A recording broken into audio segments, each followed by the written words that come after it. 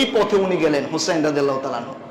যাওয়ার কথা কুফায়, না গিয়ে উনি ব্যাক করে চলে গেলেন কারবালায়। টোটাল রাস্তা হচ্ছে 1470 কিলোমিটার। রাসূলের বডির সাথে যার সবচেয়ে বেশি মিল ছিল তিনি হচ্ছেন হযরত হুসাইন রাদিয়াল্লাহু তাআলা। কুফা আগে পড়ে না কারবালা আগে পড়ে? তো উনি কুফায় না গিয়ে কারবালায় গেলেন কেন? আবার কারবালার পাশে তো ফুরাত নদী এখন নাই, তাহলে নদীর পানি আটকাইলো কি? মুঝে কুফা ওয়ালো মুসাফির না সমঝো, मैं आया नहीं हूँ बुलाया गया हो। আমি এখানে কালি দিয়ে শুধু আঁকাই নাই, এটা একটা মানচিত্র। এটা হচ্ছে এই যে অংশটা, এটা হচ্ছে ইরাক, এটা হচ্ছে ইরাক। কারবালাটা কোন জায়গায় অবস্থিত বলেন তো? কথা বলতে হবে, কোথায়? ইরাকে। ঘটনাটা ঘটছে ইরাকে। আর হুসাইন রাদিয়াল্লাহু তাআলা কি ইরাকে ছিলেন? উনি ছিলেন হচ্ছে মক্কায়। মক্কা হচ্ছে সৌদি আরবিয়া, এই যে এখানে।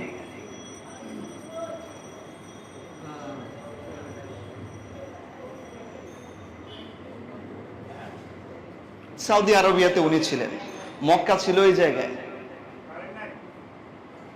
কথা বলবেন না কেউ?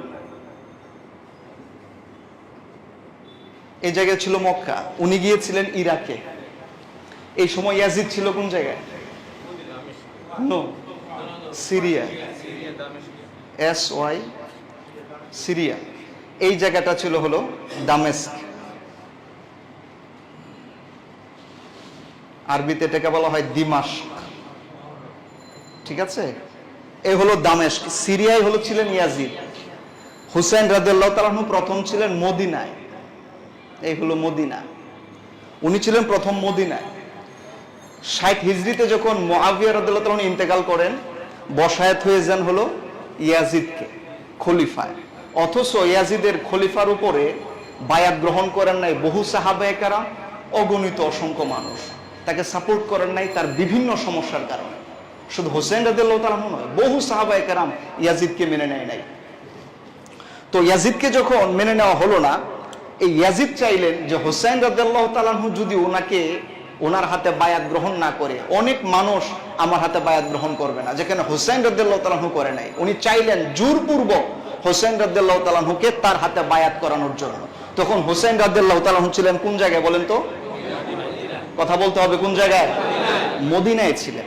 উনি যখন মদিনায় ছিলেন, মদিনার গভর্নর ছিল ওয়ালিদ ইবনে উতবা। এই যে একটা নাম উচ্চারণ করলাম, আমি 11টা নাম উচ্চারণ করবো, আপনাদের মনে রাখতে হবে। এই একজন ওয়ালিদ ইবনে উতবা, নাম কি?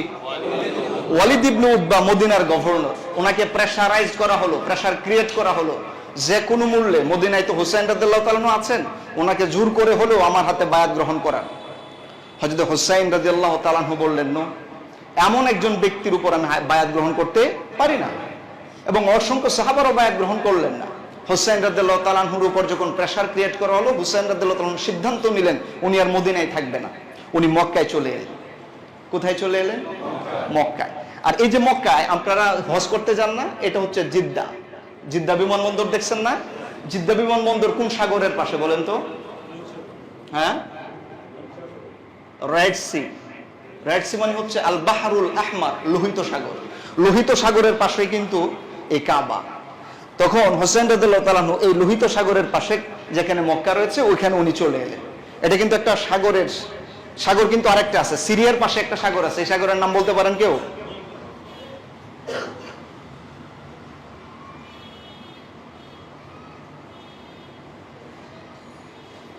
Mediterranean C. মেডিটারেনিয়ান সি মানে হচ্ছে ভূমধ্য সাগর। আরবিতে এটাকে বলা হয় আল বাহরুল মুতাওয়াসসাত। ভূমধ্য সাগরটা এই জায়গায়, এটার পাশে সিরিয়া। রাইট সি, আল বাহরুল আহমর, এটা হচ্ছে লোহিত সাগর, এটার পাশে হচ্ছে মক্কা। তো এখানে উনি মক্কায় চলে এলেন, কারণ চাপ ক্রিয়েট করা হচ্ছে হুসাইন রাদিয়াল্লাহু তাআলার উপরে। উনি বললেন জায়গায় থাকবো না, উনি চলে এলেন মক্কায়। মক্কায় যখন এসেছেন, তখন কুফা যে শহরটা ছিল, ইরাকের একটা শহরের নাম কুফা। শহরটার নাম বলেন তো সবাই? কুফা। এই যে এটা কুফা। কুফা কুফা হলো এমন শহর, এটার মানুষের এই আচরণের কারণে আমরা এখন মাঝে মাঝে কিছু হইলে বলি কুফা লাগছে, মানে সমস্যা শুরু হয়েছে। কুফার মানুষের আচরণ হোসেন রাদিয়াল্লাহু তাআলার সাথে যা ঘটিয়েছেন পৃথিবীর ইতিহাসে কখনো মানুষ এগুলো ভুলবে না। এই কুফা শহর থেকে মানুষ হোসেন রাদিয়াল্লাহু তাআলার কাছে যোগাযোগ করতে লাগলো, হোসেন আমরা ইয়াজিদের হাতে বায়াত গ্রহণ করব না, আপনার হাতে বায়াত গ্রহণ করব। হোসেন রাদিয়াল্লাহু তাআলা প্রাথমিকভাবে কোনো কর্ণপাত করলেন না। ঠিক আছে, একের পর এক চিঠি আসতে লাগলো। কোত্থেকে? কুফা থেকে। এবং এই কুফার অনেক গণ্যমান্য ব্যক্তিবর্গরা হোসেন রাদিয়াল্লাহু তাআলার কাছে বায়াত গ্রহণ করার জন্য এসেছেন, বায়াত গ্রহণ করতে চেয়েছেন। বহু চিঠি আসার পর হযরত হুসাইন রাদিয়াল্লাহু তাআলা আনহু উনি তখন সিদ্ধান্ত নিলেন যে আমি কুফার অবস্থাকে পর্যবেক্ষণ করব। কুফার অবস্থাটাকে উনি কি করবেন? পর্যবেক্ষণ করবেন। কেন কুফার মানুষ এতগুলো আসছে? এখানে আপনাদেরকে আরেকটা প্রশ্ন করে রাখি, এই হলো কুফা, এটা কিন্তু কুফার মধ্যে কারবালা ছিল না। কারবালা হচ্ছে ঠিক এই জায়গায়, এই হলো কারবালা। কারবালা আপনারা জানেন, বাগদাদ নামে একটা শহর আছে না? এই বাগদাদ হচ্ছে এই জায়গায়। বাগদাদ থেকে কারবালার দূরত্ব হচ্ছে 105 কিলোমিটার। বাগদাদ থেকে কারবালার দূরত্ব কত কিলোমিটার? 5 কিলোমিটার। কুফা থেকে এই কারবালার দূরত্ব হচ্ছে 74 কিলোমিটার।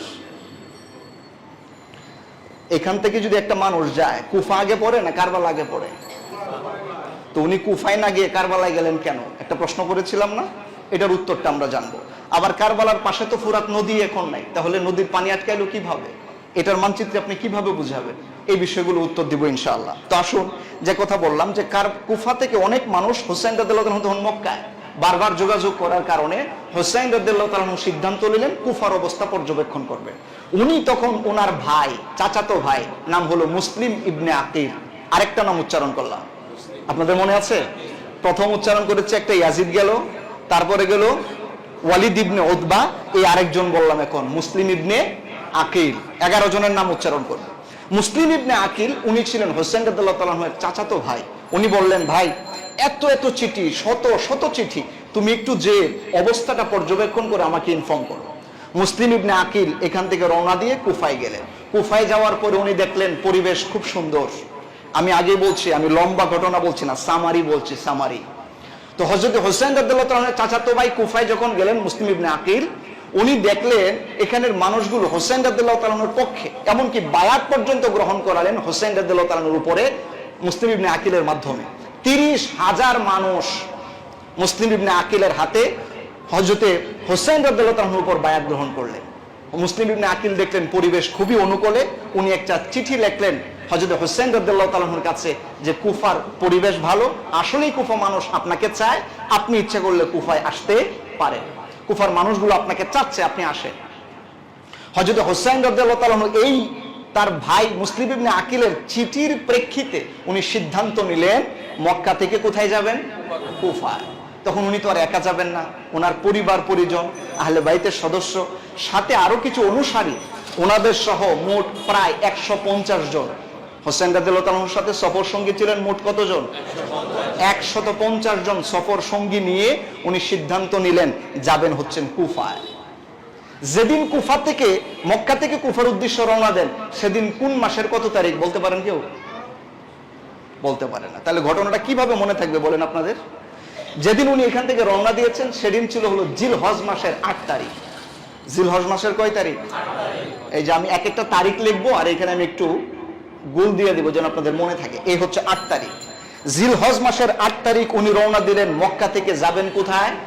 কুফায়। বাবা তখন তো আর এই ধরনের এত নেটওয়ার্কিং সিস্টেম ছিল না, মাঝখানে যে কত কি ঘটে গেছে তা তো জানাই নাই।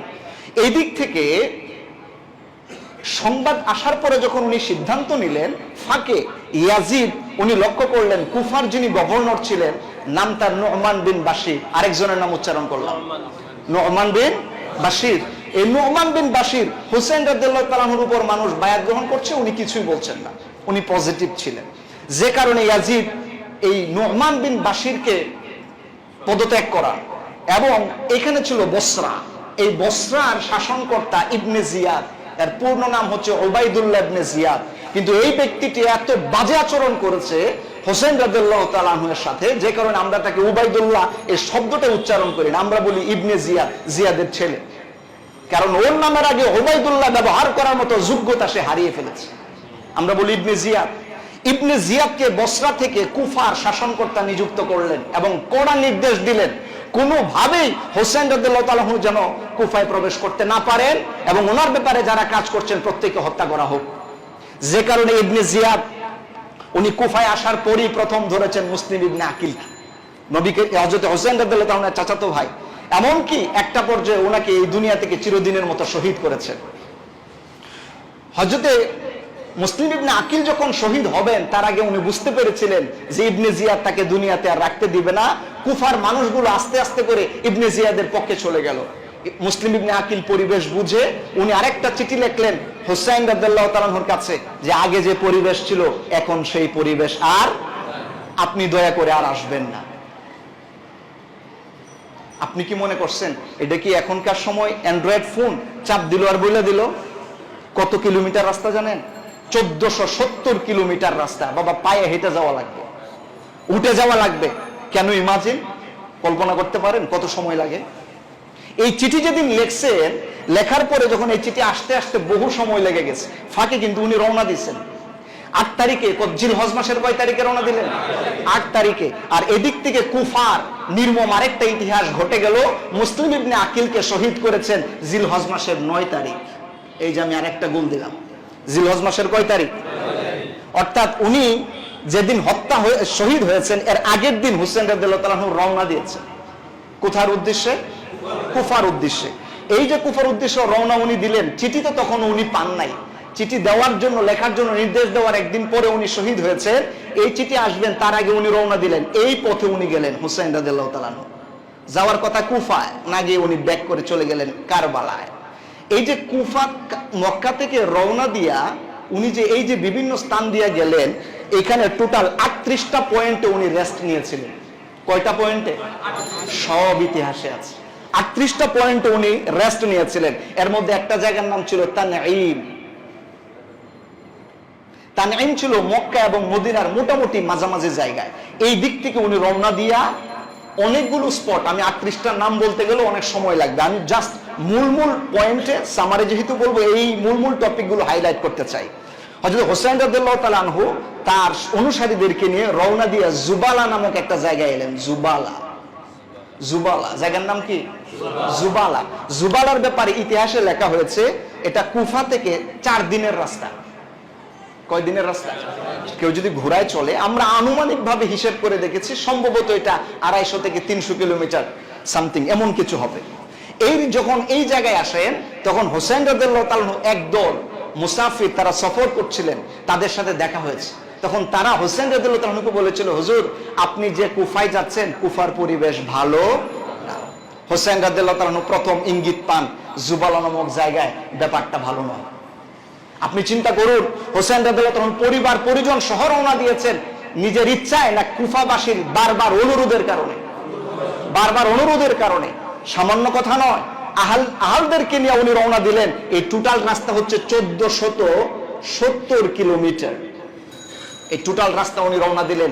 এই হুসাইন রাদিয়াল্লাহু তাআলা এই টোটাল রাস্তায় রওনা দিয়েছেন এবং হেঁটে হেঁটে এবং এই যে পদযানে চড়ে উনি 23 দিন সময় লেগেছিল মক্কা থেকে কারবালায় পৌঁছতে। কতদিন সময় লেগেছিল? 23 দিন। এই যে আমি লিখলাম 23 দিন। আপনি একটু হিসাব করেন, 1470 কিলোমিটার 23 দিন পাড়ি দিয়েছেন। উনি পার ডে কত কিলোমিটার রান করেছেন? আমরা হিসাব করে দেখেছি 63.91 কিলোমিটার পার ডে উনি 64 কিলোমিটার রাস্তা হেঁটেছেন। হোসেন রাদিয়াল্লাহু তাআলা রওনা দিলেন। জুবালায় এসে তারপর উনি থমকে গেলেন, কিন্তু ওনার সিদ্ধান্ত অনড়। যেহেতু উনি ফাইসালা দিয়েছেন, উনি রওনা দিলেন। উনি আসতে আসতে আরেকটা জায়গার নাম সারাফ। জায়গার নাম কি? সারাফ। সারাফ জায়গায় যখন এসেছেন, এই ইবনে জিয়াদ সৈন্য পাঠালেন, 1000 সশস্ত্র সৈন্য পাঠালেন হোসেন রাদিয়াল্লাহু তাআলার পথকে রুদ্ধ করার জন্য। সেনাপতির নাম ছিল হুর বিন ইয়াজিদ।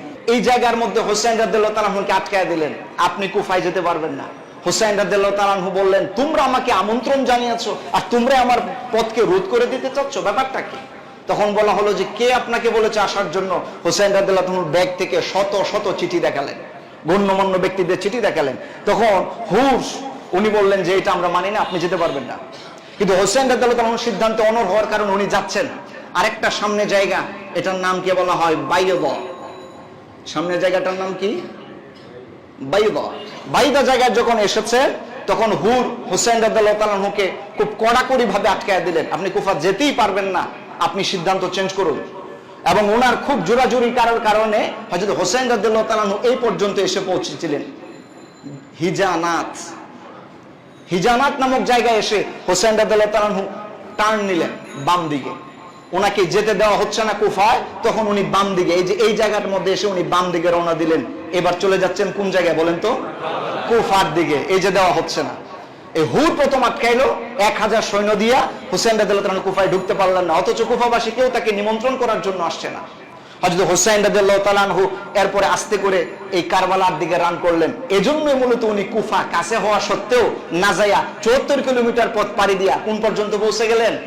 কারবালায় পৌঁছে গেলেন, তাকে যেতে দেওয়া হয়নি। হযরত হুসাইন রাদিয়াল্লাহু তাআলা আনহু যখন কারবালায় এসে পৌঁছেছেন তখন মুহররম মাসের 2 তারিখ, জিলহজ মাস পুরোটা সময় লেগেছে। এই যে বললাম না 23 দিন লেগেছে, আপনি 23 দিনের হিসাব করুন। এখানে এসেছে জিলহজ মাসের কয় তারিখ? 2 তারিখে উনি এসে পৌঁছলেন। এই হলো কারবালার ময়দানে। 2 তারিখ যখন পার হয়ে 3 তারিখ হয়েছে, 3 তারিখে হওয়ার পরে এই ইবনে জিয়াদ আরো 4000 সৈন্য দিয়া পাঠাইলেন, আরেকজন সেনাপতি দিয়া, ওমর বিন সাআদ। আরেকজনের নাম বললাম, সেনাপতির নাম কি? ওমর বিন সাআদ। সাথে কয় হাজার সৈন্য নিয়ে আসছে? 150 মানুষ, আহলে বাইতের একজন সদস্য। এবং সেখানে 4000 সৈন্য পাঠানো হলো। ব্যাপারটা কি? বুঝাই যাচ্ছে উদ্দেশ্য ভালো নয়। 3 তারিখে এসে পৌঁছলেন এই কুফা থেকে 4000 সৈন্য নিয়ে ওমর বিন সাআদ। হযরত হুসাইন রাদিয়াল্লাহু তাআলা আনহু ওমর বিন সাআদকে বোঝানোর চেষ্টা করেছেন, আমি এমনি আসি নাই, আমাকে দাওয়াত দিয়ে আনা হয়েছে। কিন্তু উনি কোনো ক্রমেই হুসাইন রাদিয়াল্লাহু তাআলার কথা শুনছেন না। হুসাইন রাদিয়াল্লাহু তাআলা তখন মিটমাট করার জন্য কয়েকটা প্রস্তাব দিয়েছিলেন, একটা প্রস্তাব উনি গ্রহণ করেননি। শেষ পর্যন্ত উনি এই প্রস্তাবগুলো আবার ইবনে জিয়াদের কাছে পাঠালেন যে হুসাইন তো এই কথা বলে। ইবনে জিয়াদ সাফ কথা বলে দিল, হুসাইন রাদিয়াল্লাহু তাআলার কোনো বক্তব্যই গ্রহণ করা হবে না। নাউজুবিল্লাহ পড়েন। তখন ইবনে জিয়াদ অনুভব করেছে হুসাইন রাদিয়াল্লাহু তাআলার সাথে বোধহয় ওনারা পারছেন না। শেষে আরো 8000 সৈন্য দিয়া শিমার বিন জিল জাওশান, আরেকজন নাম শিমার বিন জিল জাওশান, ওকে 8000 সৈন্য দিয়ে আবার পাঠালেন মুহররম মাসের 7 তারিখ। তখন মুহররমের কয় তারিখ? 7 তারিখ এসে ওনাকে আটকায়া দিলেন। এমনকি এই পাশের ফুরাত নদীর পানি ওনাকে গ্রহণ করতে দিচ্ছেন না। আমি আগেই বলেছিলাম ফুরাত নদীর কোনো মানচিত্র আপনি এখন পাবেন না। তাহলে এলো কোথা থেকে? ফুরাত নদীটা ওই যে এখানে আপনার ওই অনেক আগে থেকে এটা মূলত এসেছে, বাগদাদের পাশ দিয়ে হয়ে এসে কুফার দিক দিয়ে চলে গেছে। কিন্তু এখন এটা না দেখালেও একটা সময় একটা ক্যানেল, একটা শাখা এই কুফাতে, এই ফুরাতের একটা শাখা এই কারবালার এই পাশ দিয়ে গিয়েছিল। কিন্তু মূলত ফুরাত থেকে কারবালার দূরত্ব 19 কিলোমিটার।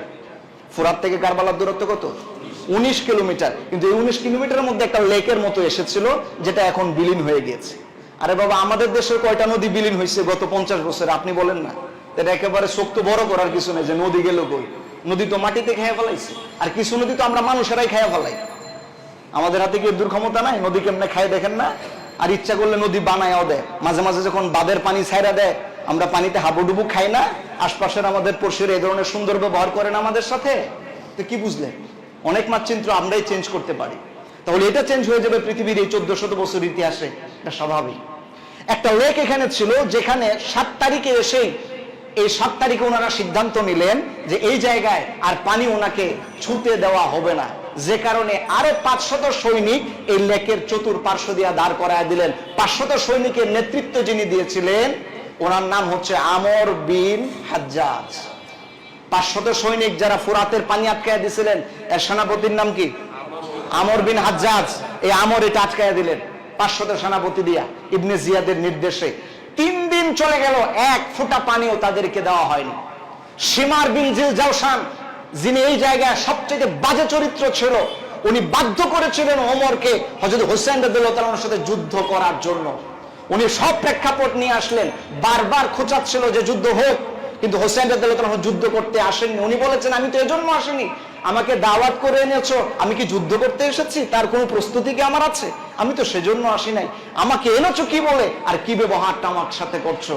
এজন্য একজন কবি খুব সুন্দর করে হুসাইন রাদিয়াল্লাহু তাআলার মনের ভাষাটা বলেছিলেন যে এই কবিতাটা, এই গজলটা আমাদের কাছে খুব পরিচিত। মুঝে কো ফওয়ালো মুসাফির না সমঝো, मुझे को फवालो मुसाफिर न समझो, मैं आया नहीं हूँ बुलाया गया हो, कि मेहमान बना कर, के मेहमान बना कर सताया गया हो, मैं आया नहीं हूँ बुलाया गया हो। আল্লাহু আকবার পড়ে কবি বলেছিলেন, হোসেন রদ বললেন, আহা কুফাবাসী, তোমরা কি আমাকে কেমন দাওয়াত করেছো? আমাকে মুসাফির মনে করেছো? আমি তো মুসাফির ছিলাম না, আমি তো দাওয়াতি মেহমান ছিলাম। আর আমাকে দাওয়াত দিয়ে নিয়ে আসার পরে আজকে কারবালার ময়দানে যুদ্ধের পরিস্থিতি তোমরা তৈরি করে দিয়েছো। নাউজুবিল্লাহ। হযরত হোসেন রাদিয়াল্লাহু তাআলার এই বক্তব্যটা, এই মনের এই বাসনাটা একজন কবি সুন্দর করে বলেছিলেন। আমি গজলটা পুরো বলতে চাচ্ছি না, সময় আমাদের কম। আমার প্রিয় ভাইরা, এই জায়গায় এসে 7 তারিখ থেকে 3 তারিখ কোনো পানি দেওয়া হয়নি, এবং মুহররম মাসের 9 তারিখ যখন হয়েছে তখন সীমার ওই দিনে যুদ্ধ করতে বলেছিলেন। হোসেন রাদিয়াল্লাহু তাআলা বললেন, ঠিক আছে, যদি আমি সত্যের পথে থেকে আমাকে যুদ্ধ যদি করাই হয় তাহলে আমি যুদ্ধ করব, কিন্তু আজকে নয়, একটা দিন আমাকে সময় দাও, একটা দিন যেন আমি আল্লাহর দরবারে ইবাদত করে এই রাতটা কাটাতে পারি। আল্লাহু আকবার। হযরত হোসেন রাদিয়াল্লাহু তাআলা 9 তারিখ সারা রাত ইবাদত করলেন। একজন মুসাফির মানুষ শ্রান্ত হওয়ার কারণে উনি দুর্বল হয়ে পড়েছিলেন। 10 তারিখে ফজরের পরেই যুদ্ধের প্রস্তুতি হয়েছিল। বৃষ্টি হচ্ছে, এজন্য আমি লম্বা করব না, অল্প সময় শেষ করতে চাচ্ছি। এই 10 তারিখেই মুহররম মাসের যুদ্ধের পরিস্থিতিটা তৈরি হলো, এবং সর্বপ্রথম হোসেন রাদিয়াল্লাহু তাআলার পরিবারের সদস্যদেরকে আঘাত করা হলো, তীর মারা হলো। ইতিহাস আপনারা জানেন, আলী আসগর দুধের শিশু, তার গায়ে তীর বেদ হওয়ার কারণে বুক ছিঁড়ে দুধের শিশু তৃষ্ণার কারণে তরবারির আঘাতে, তীরের আঘাতে উনি দুনিয়া থেকে চিরদিনের জন্য শহীদ হয়েছিলেন। হয়তো হোসেন রাদিয়াল্লাহু তাআলা বাধ্য হয়ে তারপরে এক একজন হোসেন রাদিয়াল্লাহু তাআলার সদস্যরা এই হুর বিন জিয়াদের সাথে, এরপরে হচ্ছে শিমর বিন জিলজালসার সাথে যুদ্ধ লেগে গেল। তখন যিনি প্রথম এসেছিলেন এই সারাফ নামক জায়গায় 1000 সৈন্য নিয়ে, হুর, উনি চিন্তা করলেন যে আমি কার বিরুদ্ধে যুদ্ধ করছি? আল্লাহ নবীজির প্রিয় দৌহিত্রের বিরুদ্ধে। এটা হতেই পারে না। হুর সাথে সাথে তাদের দল ত্যাগ করে হোসেন রাদিয়াল্লাহু তাআলার দলে চলে এসেছিলেন। এই একজন মহাবীরের কথা আমরা শুনতে পাই, যিনি তাদের বিপরীতের পক্ষ ত্যাগ করে সত্যের পথে এসেছিলেন। হুর হোসেন রাদিয়াল্লাহু তাআলাকে বলেছিলেন, হুজুর, আমার রক্ত যতক্ষণ পর্যন্ত থাকছে আপনার শরীরে কোনো এক ফোঁটা বিন্দু আমি বহাতে দিব না। উনি বীর বিক্রমে যুদ্ধ করেছিলেন হুর। এবং শেষ পর্যন্ত এই মুহররম মাসের 10 তারিখে যুদ্ধ লেগে গেল। আমি আরেকজন বাজে ব্যক্তির নাম উচ্চারণ করছি, যিনি সর্বপ্রথম হোসেন রাদিয়াল্লাহু তাআলার শরীর মুবারকে আঘাত করেছিলেন, সিনান বিন আনাস। এই সিনান, উনি প্রথম হোসেন রাদিয়াল্লাহু তাআলাকে আঘাত করেছিলেন, যার কলিজায় এত বড় সাহস ছিল। আল্লাহ পাক জানেন তার কি বিচার হবে। হযরত হোসেন রাদিয়াল্লাহু তাআলাকে ধরাশায়ী করা হয়েছে। আমরা ইতিহাসে দেখেছি, হাদিসের রাবীরা বর্ণনা করেছেন যে হযরত হোসেন রাদিয়াল্লাহু তাআলাকে 33টি তীর মারা হয়েছিল। আপনি কয়টি তীরের আঘাত সহ্য করতে পারবেন? আপনার বুকে যদি একটা বুলেট দেওয়া হয়, দ্বিতীয় বুলেটের জন্য তো আপনি দাঁড়ায় থাকতে পারেন না বাবা। 33টা তীর ওনার বুকে এসে লেগেছে, শরীরে এসে লেগেছে। 34টি তরবারির আঘাত ওনার পুরো শরীরকে জর্জরিত করে দিয়েছিল। উনি শহীদ হয়েছেন কারবালার ময়দানে। আরেকজন পাষাণের নাম আমি উচ্চারণ করছি, শিমার বিন জিলজালসান। এই শিমার হোসেন রাদিয়াল্লাহু তাআলা শহীদ হওয়ার পরে কত বড় পাষাণ ব্যক্তি, হোসেন রাদিয়াল্লাহু তাআলার শরীর মুবারক থেকে, তার দেহ মুবারক থেকে শির মুবারক ছুরি দিয়ে কেটে আলাদা করে দিয়েছে। একজন করে 72 জন হোসেন রাদিয়াল্লাহু তাআলার সাথীবর্গরা শহীদ হয়েছিলেন এই কারবালার ময়দানে। এই করুণ ইতিহাস ঘটেছিল মুহররম মাসের 10 তারিখ। আমার প্রিয় ভাইরা, এই জন্য আপনি একটু লক্ষ্য করুন, কোথা থেকে, কেন, কিভাবে উনি ওই পর্যন্ত পৌঁছলেন, কোন দিন, কোন তারিখ, কি ঘটনাগুলো ঘটেছে। এগুলো যদি আমরা এইভাবে না বুঝি তাহলে একদম ক্লিয়ার হয় না। এই জন্য আমি ক্লিয়ার করে বোঝানোর জন্য এই মানচিত্রগুলো আঁকার চেষ্টা করছি। আমার প্রিয় ভাইরা, আমার কলিজার টুকরা প্রিয় মুসল্লিয়ানে কারাম, মুহররম মাসের ইতিহাসের এই ক্ষেত্রে আপনাদের খুব গুরুত্ব দিয়ে কথাটা বুঝতে হবে।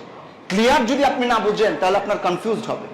আপনি একটু ভালো করে বুঝে নেন 10 তারিখের এই ঘটনায় কি বিভৎস ছিল। আপনি জানেন হোসেন রাদিয়াল্লাহু তাআলার শির মুবারক কত বড় পাষাণ্ডর বেয়াদব হওয়ার পরে বর্ষার উপরে উঠে তারপরে ইবনে জিয়াদের কাছে নিয়ে আসা হয়েছিল কুফায় 11 তারিখে। বাকি যে সমস্ত মহিলারা ছিলেন সাহাবায়ে কেরামরা, মহিলা সাহাবী এবং আহলে বাইতের বাকি যারা সদস্যরা ছিলেন, যারা সফর সঙ্গী ছিলেন, এই সমস্ত ব্যক্তিদেরকে বন্দী করে 10-11 তারিখ মুহররম মাসের কুফায় ইবনে জিয়াদের কাছে হাজির করা হয়। ইবনে জিয়াদের কাছে মাথাটা, শির মুবারকটা বিতাস্তিন একটা তস্তের মধ্যে এনে রাখা হয়েছিল। ইবনে জিয়া চেয়ারের মধ্যে বসে হোসেন রাদিয়াল্লাহু তাআলার মাথা মুবারক দেখে একটু মুচকি হেসে একটা ছুরি দিয়া, হাদিসের মধ্যে এসেছে ছুরি অথবা লাঠি তার হাতে ছিল, উনার নাকের মধ্যে খোঁচাচ্ছিলেন আর বেয়াদবির সুরে কিছু কথা বলছিলেন। হযরত আনাস রাদিয়াল্লাহু তাআলা নবীজির সাহাবী উপস্থিত ছিলেন এই মজলিসে। হযরত আনাস বললেন, ইবনে জিয়াদ, আমার কলিজা কেঁপে যাচ্ছে, তুমি কার মাথা এখানে এনে তার নাকের মধ্যে আঘাত করছো? তুমি কি জানো ওয়া হুয়া আশবাহু মা রাসূলিল্লাহি সাল্লাল্লাহু আলাইহি সাল্লাম, আমরা নিজের চোখে দেখেছি রাসূলের চেহারার সাথে, রাসূলের বডির সাথে যার সবচেয়ে বেশি মিল ছিল তিনি হচ্ছেন হযরত হুসাইন রাদিয়াল্লাহু তাআলা। আর রাসূলের চেহারার সাথে মিল আছে এমন একজন রাসূলের কলিজার টুকরা দৌহিত্রের মাথায় এনে তুমি খোঁচাচ্ছ, আমি আনা সহ্য করতে পারছি না। আপনি বিশ্বাস করুন কি বিভৎস ইতিহাস ছিল, হোসেন রাদিয়াল্লাহু তাআলার সাথে কি নির্মম আচরণ তারা করেছে। ইতিহাসগুলো আমাদের সামনে একদম স্পষ্ট। যেদিন উনি শহীদ হন ওনার বয়স কত ছিল জানেন? হোসেন রাদিয়াল্লাহু তাআলা যেদিন শহীদ হয়েছিলেন ওনার বয়স ছিল 54 বছর 6 মাস 15 দিন। যেমন রাসূলের চেহারার সাথে সাদৃশ্যপূর্ণ দৌহিত্রের সাথে যারা এই বেয়াদবি করেছে তাদের পরিণতি দুনিয়াতে কেমন হয়েছে এটা আমাদেরকে আল্লাহ দেখিয়েছেন। আখিরাতে কি হবে আল্লাহু আ'লাম, আল্লাহ ভালো জানেন। আমরা দেখেছি ইবনে জিয়াদ সহ, শিমর বিন জিলজাওশান, সিনান সহ যতজন ব্যক্তি হোসেন রাদিয়াল্লাহু তাআলার সাথে প্রত্যক্ষ এবং পরোক্ষ জড়িত ছিল, পরবর্তীতে খেলাফতের সময় প্রত্যেককেই এই পৃথিবী থেকে চিরদিনের মতো বিদায় করে দেওয়া হয়েছে, তাদের কল্লাগুলো আলাদা করে মসজিদের বারান্দায় ঝুলিয়ে দেওয়া হয়েছে। একজন সাহাবী হাদিস বর্ণনা করেছেন, ওনারা সাহাবী তখনও জীবিত। উনি বললেন ইবনে জিয়াদের মাথাটা যখন এনে রাখা হয়েছিল আমরা এসে দেখলাম, হাদিসটা মুসলিম শরীফের মধ্যে এসেছে, সিয়াসিত্তার হাদিস, ভুয়া হাদিস হলে আমি বলতাম না, সিয়াসিত্তার হাদিস বলছি। হযরতে একজন সাহাবী বললেন যে ইবনে জিয়াদের মাথাটা যখন রাখা হয়েছে আমরা দূর থেকে দেখলাম একটা সাপ ইবনে জিয়াদের নাক দিয়া ঢুকেছে, মাথার মধ্যে ঢুকে আবার কিছুক্ষণ পরে বেরিয়ে এসেছে। সাহাবী বর্ণনা করলেন, আমার মনে হয়েছে যে নাকের মধ্যে হোসেন রাদিয়াল্লাহু তাআলার নাকে যে ব্যক্তি খুঁচিয়েছে দুনিয়াতে আল্লাহ পাক তার নাকে সাপ দিয়া প্রমাণ করে দিয়েছেন আহলে বাইতের সাথে বেয়াদবি করলে কি পরিণত হয় এটা দেখিয়ে দিয়েছে। ইতিহাস খুব বিভৎস, ইতিহাস খুব করুণ। এগুলো থেকে যদি আমরা শিক্ষা না নেই তাহলে আমাদের জীবনটাও সুন্দর হবে না। আমার প্রিয় ভাইরা, এজন্য যারা সত্যের পথে থাকেন, যারা সঠিক পথে থাকেন, এদের রাস্তায় যেন আল্লাহ পাক আমাদেরকে কবুল করেন, আমরা পড়ি আমিন। সত্যের পথে শহীদ হওয়ার মতো তৌফিক আল্লাহ আমাদেরকে দান করুন, আমরা পড়ি আমিন।